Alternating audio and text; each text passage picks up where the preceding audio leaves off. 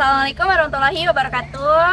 Kami dari kelompok 4 ingin mempresentasikan materi tentang masalah sosial yang meningkat akibat Pancasila dan good governance yang lemah. Terima kasih kepada Ibu Mona Kistin selaku dosen pembimbing mata kuliah pendidikan Pancasila, dan saya tidak sendirian, saya ditemani dengan dua rekan kelompok saya. Yang pertama ada saya Marsha Vanessa Rahmawati. Saya Salsa Dewatika. Oke, pertama-tama kita akan jelasin dulu apa sih governance itu.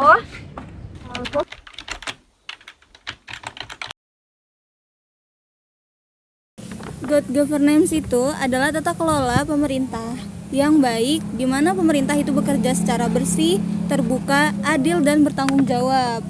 Oke, prinsip-prinsip good governance itu ada 7. Ya, yang pertama itu ada transparansi. Arti dari transparansi itu apa sih? Gitu. Transparan artinya pemerintah itu terbuka dalam pengelolaan anggaran dan kebijakan. Berarti nggak ada yang ditutup-tutupin ya, semuanya jelas gitu maksudnya.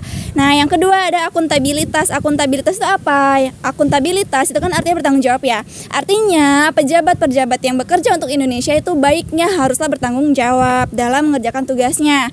Yang ketiga itu ada rule of law. Artinya hukum itu berlaku bersama untuk semua tanpa tebang pilih. Artinya nggak ada lagi kalau pejabat itu bebas gitu nggak dihukum. Nggak ya, semua hukum di Indonesia itu adil dan rata sesuai dengan pasal 1 ayat 3 Indonesia berdasarkan atas negara hukum. Yang keempat itu ada efektivitas dan efisiensi. Artinya pemerintah itu bekerja dan tepat sasaran. Artinya di mana nih daerah yang butuh anggaran, ya udah sesuai kebutuhannya, bukan kebutuhan mereka sendiri yang dipenuhin gitu ya. Yang kelima itu ada responsivitas. Artinya pemerintah itu tanggap terhadap kebutuhan masyarakat. Berarti pelayanan mereka harusnya bagus nih gitu ya. Yang keenam ada keadilan dan kesetaraan. Artinya layanan publik itu harus adil, bukan yang didahuluin yang pejabat aja deh, yang rakyat menengah itu diduakan. Enggak ya, itu semua harus adil.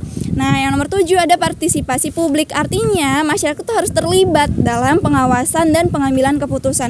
Artinya kan pemerintah itu kan bekerja untuk rakyat gitu ya. Artinya mereka itu nggak boleh merugikan rakyat sesuai pasal 1 ayat 2.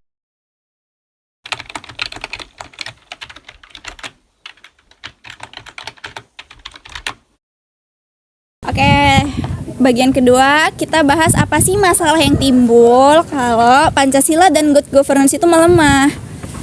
Nah, masalahnya itu ketika nilai Pancasila, tata kelola pemerintahan ikut melemah sehingga masalah meningkat, terutama masalah sosial. Nah, yang pertama itu ada korupsi. Korupsi semakin masif. Contohnya korupsi pemerintahan dan LPEI 2025 dengan kerugian hampir 900 miliar. KPK menerima 2.273 laporan korupsi dalam 6 bulan. Bertentangan dengan Pancasila sila kedua, sila keempat, dan sila kelima terkait good governance, transparansi hilang, akuntabilitas rendah, dan juga rule of law jadi lemah. Dan yang kedua itu ada kekerasan. Kekerasan dan ledakan di sekolah. Contohnya ledakan di SMA 27 Jakarta yang melukai banyak siswa. Bertentangan dengan Pancasila sila 1, sila 2, dan sila ketiga terkait good governance, pengawasan tidak efektif, dan juga perlindungan masyarakat yang lemah. Dan yang terakhir ada narkoba. Pengedaran narkoba semakin luas nih. Contohnya penangkapan 285 pelaku narkoba di tahun 2025. Bertentangan dengan Pancasila sila 1, sila 2, dan sila 5. Terkait good governance, yaitu penegakan hukum yang lemah, program pencegahan tidak efisien. Oke, kesimpulannya dari kelompok kami yang diharapkan selanjutnya kita sebagai generasi muda itu bisa menegakkan pemerintahan yang good governance sehingga tidak terjadi lagi nih masalah-masalah seperti korupsi, kekerasan, narkoba yang sangat bertentangan dengan nilai-nilai Pancasila. Terima kasih, sekian dari kami. Wassalamualaikum warahmatullahi wabarakatuh. Bye bye. It's hard.